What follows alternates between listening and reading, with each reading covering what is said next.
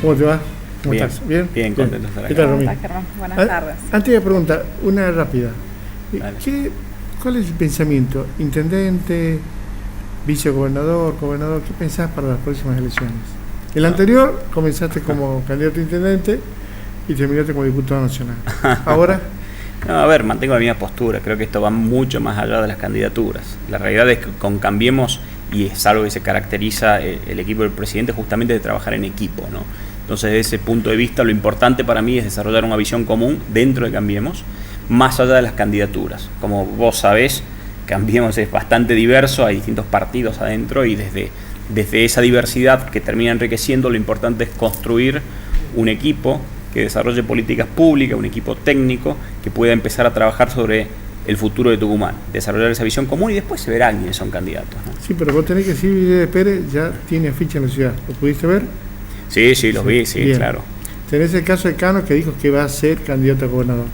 Tenés el caso de Pardgay, que dice que va a venir a ser candidato a gobernador.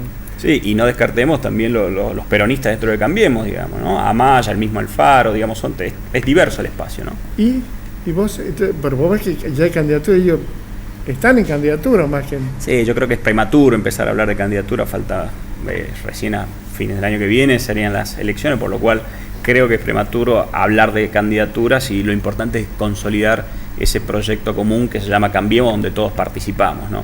Entonces, desde esa perspectiva después se verá cuál es el mejor mecanismo para definir las candidaturas.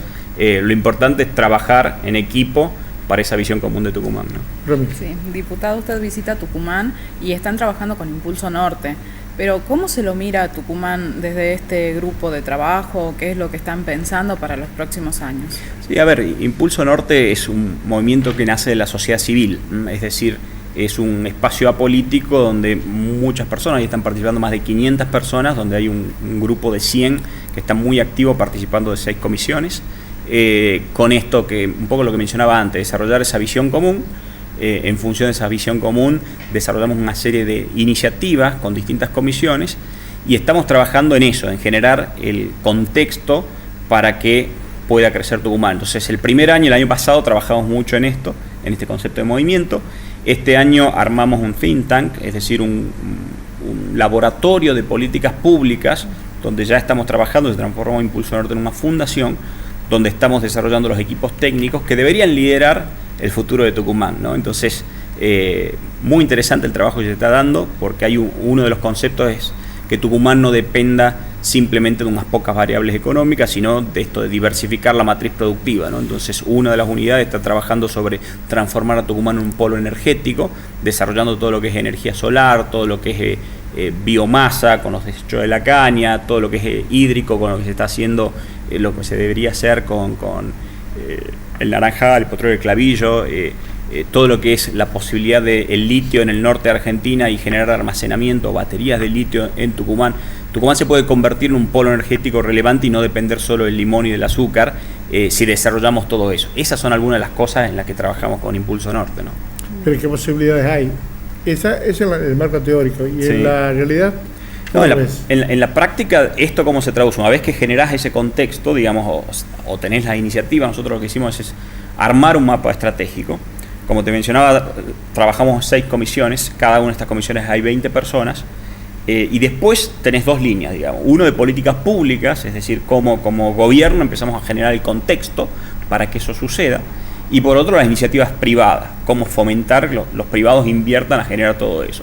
Ejemplo, bueno, el bioetanol es el más simple, ¿no? Vos generaste una política, un contexto donde las naftas pueden tener el 12% de bioetanol, se reactivó todo el sector azucarero, el precio del azúcar está bastante bien, los ingenios empezaron a invertir en producir alcohol, de hecho hubo adquisiciones y va a haber pronto otras adquisiciones de ingenios azucareros, y está habiendo inversiones relevantes en el sector justamente por eso. ¿Por qué?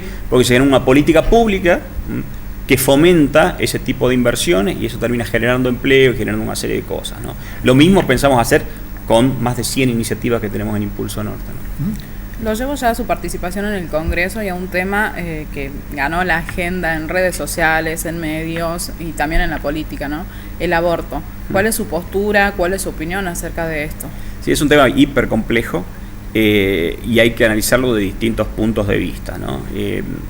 A ver, vas a escuchar, yo ya comenté, yo siempre dije que estoy a favor de la vida, pero a favor de la vida también es amplio, quiere decir muchas cosas, ¿no? Entonces, a ver, si uno analiza de un punto de vista de creencias y de valores, quizás éticos, de ciertos puntos de vista, yo te diría, estoy en contra del aborto. Pero la realidad indica que en Argentina tenemos entre 400 y 500.000 abortos por año. Y hay una mortalidad materna altísima. Entonces, ante esta realidad, más allá de las creencias de cada uno, ¿qué podemos hacer? Entonces, yo creo que el Estado sí tiene que intervenir. Me parece espectacular que se dé el debate, que se dialogue al respecto, y ahí hay que analizarlo desde otro punto de vista que va más allá de las creencias. Hay que analizarlo desde un punto de vista de políticas públicas. Y vos ves lo que se hizo en otros países, sobre todo los más desarrollados, los que tienen más años de democracia o que son sistemas que son mucho más sofisticados que analizar los puntos de vista. Es interesante lo que pasó cuando se despenalizó, ¿no? Que esa es la discusión, en realidad. Muchos dicen está a favor del aborto, se va a legalizar el aborto, en realidad es la despenalización, claro, ¿no?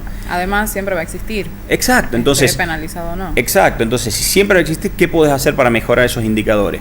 Vos ves en otros países que se despenalizó, que uno tendería a pensar, aumentan los abortos. La realidad es que no, en ningún país aumentó. En algunos disminuyó, en otros se mantuvo la tasa.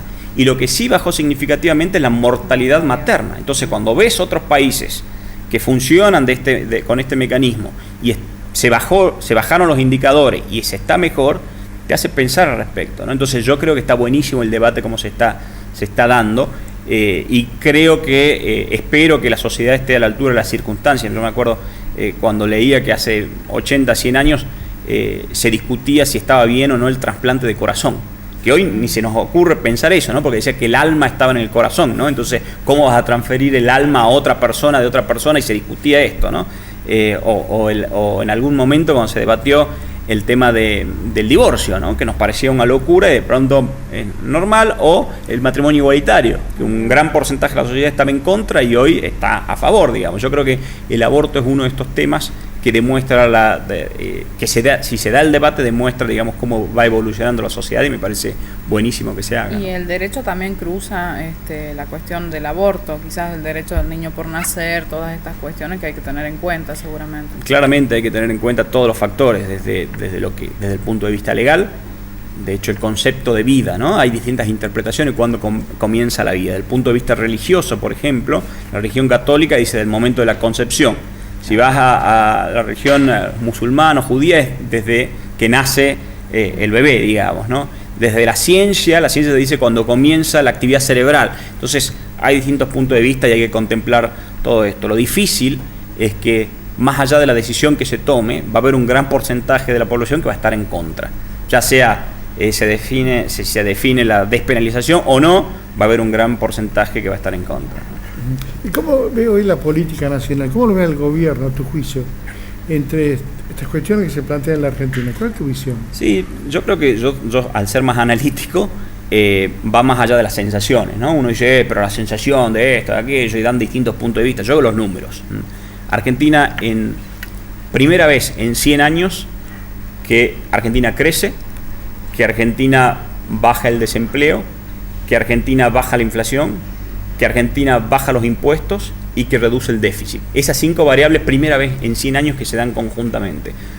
Obviamente nos gustaría estar mucho mejor. La inflación sigue siendo un gran problema, no baja a lo que debería bajar. Nosotros pusimos como meta, el año pasado pusimos como meta un 15% para este año, y la realidad es que es muy difícil llegar a esa meta. Las proyecciones ya están dando que va a estar entre el 18 y el 20%, ¿no? Por lo cual la inflación sigue siendo uno de los grandes desafíos. Sin embargo, el desafío más complejo es el déficit. Si bien bajó el déficit, ¿cómo hacemos para seguir bajando el déficit? Son desafíos en los que estamos trabajando. Este gobierno eligió ese gradualismo que los liberales, los de derecha nos critican que no hacemos los ajustes necesarios, y los de izquierda nos dicen que somos ajustadores. La realidad es que creo yo que es el camino correcto. Cuando tenés un país que nos dejaron con más de 30% de pobres y por una economía de shock, no se puede, porque golpeas a la sociedad. Entonces, este gradualismo creo que es el correcto. se está creciendo. El gran problema es que no todos los sectores crecen iguales, algunos están creciendo más que otros, en algunos se siente la inflación más que otros, y es un desafío, pero yo creo que analizando los números vamos por el buen camino, ¿no? Para terminar, vos sos empresario, estás en Invertir Online, y es como que el tema del futuro es el negocio virtual. ¿Cómo lo ves en la Argentina para que ya el negocio comience a ser con mayor fuerza? ¿Cuál es tu visión? Sí, a ver, yo creo que el mundo está en un cambio de paradigma, en todo sentido, ¿no? Desde el sistema político también. Te escuchaba recién en el bloque pasado que hablaban sobre el sistema, el nuevo sistema democrático, cómo se vota. La realidad es que hoy la gente no cree en el sistema, no cree en los políticos, no cree, entonces no se involucra. Vos ves Estados Unidos, donde no es obligación votar, menos del 50% de la población vota. México, que es obligación votar, que te obligan a votar, hay un 40% de la población que ni siquiera va a votar. Y hay un 20% que va porque lo obligan, pero en realidad la gente no cree en el sistema. ¿Por qué? Porque estamos en un sistema que es totalmente obsoleto, ¿no? En el sistema estamos en el siglo XXI, con instituciones como el mismo Congreso, que son instituciones del siglo XIX, y utilizando tecnología del siglo XV. Yo tengo que ir a Buenos Aires toda la semana a votar físicamente, levantando la mano. Son cosas obsoletas. ¿Y por qué crees ¿no? que se puede hacer virtual la votación del Congreso? Se puede hacer, a ver, primero hay que cuestionar las instituciones, ¿no? Hoy tenemos desafíos globales, sin embargo pensamos políticas locales, lo cual ya partimos de algo que está mal, digamos, ¿no? Entonces empezar a cuestionar las instituciones y después la tecnología que se utiliza, digamos, ¿no? Entonces es mucho más complejo y ahí entra todo el mundo de los negocios, todo el mundo virtual, todo el mundo de inteligencia artificial, nanotecnología, robótica, que están impactando de lleno y no nos damos cuenta. Y uno dice, robótica, pero estamos en Tucumán, ¿no? Eso es para... No, en Tucumán te vas al interior, donde antes eran miles de personas que iban a la zafra a cosechar, y hoy una máquina, un robot o una máquina, te reemplaza a 200 personas. Esa gente se está quedando fuera del sistema. Esa gente no le estamos dando oportunidades, ¿no? Entonces, ¿cómo viven? Van un montón de pueblos y viven de la comuna, de planes sociales. Eso es insostenible con el tiempo. Se vienen desafíos muy grandes para Argentina, Tucumán, el mundo en general, ¿no? Pero vos decís las instituciones, es cambiar las instituciones, la democracia es en base a las instituciones. Sí, a ver, es cambiar el sistema. Cuando uno cambia el sistema, tiene que cambiar muchas cosas, ¿no? De vuelta, los desafíos que tenemos son más globales. A ver, ¿cuáles son los mayores problemas que hay en el mundo? Digamos, desde cambio climático, son graves realmente, por ahí no se perciben como así, pero son graves. Los problemas de superpoblación, o sea, el crecimiento de la población que hay, cómo está evolucionando. Y si juntás cambio climático, digamos, con los problemas de migración que hay, está haciendo que la gente cada vez emigre más y haya conflictos bélicos y haya otro conflicto. Hay desigualdad, la desigualdad que hay cada vez es más extrema. Son problemas grandes que hay, que se van incrementando. Y por ahí decidimos hacernos tontos y enfocarnos en los problemas locales y nos damos cuenta que el problema es mucho más grande. Una vez que nos demos cuenta realmente que esos problemas son globales, hay que empezar a pensar cuáles son las instituciones que hay que cambiar para atacar esos problemas. Iniciativas como el G20 claramente están relacionadas a nuevos organismos de poder que deberían liderar este tipo de iniciativas y de cambio que después impulsarían los cambios de las instituciones y los desafíos que tiene la democracia, ¿no? Hay varios sistemas alternativos que están siendo analizados en el mundo, ¿no? Te agradezco muchísimo. No, gracias a vos. Un placer. Hacemos una pausa y ya volvemos.